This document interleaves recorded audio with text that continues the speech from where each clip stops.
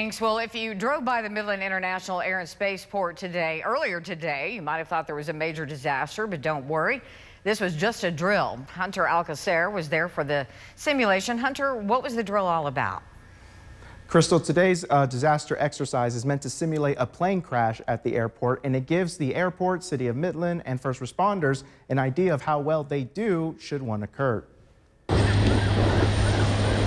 The disaster exercise is mandated by the FAA and is something that every airport like Midland's needs to do every couple years. So every airport that serves commercial air carriers is required every 3 years to do an exercise like this to test their airport emergency plan, so we can learn what works well, what doesn't work well, areas we may need to improve upon, and allow a lot of the first responders and the airport's mutual aid partners who may not experience emergencies at an airport to gain some experience. So should unfortunately a real world event happen, everybody's better prepared to respond. But it's not just Midland first responders that would be involved with a situation of this scale. There needs to be cohesive collaboration with responders from Odessa as well.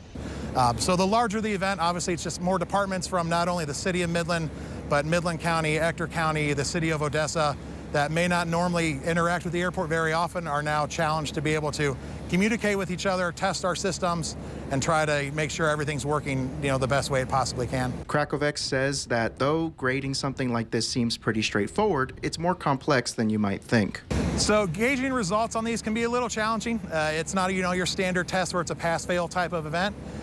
There are several hazard-specific sections of an airport emergency plan that we try to test or simulate to the best we can, but we're trying to see, is what we have in writing a realistic expectation, and is it efficient? Though it's too early to have a definitive assessment, Krakovic said during the exercise that his first impressions of the whole thing were positive.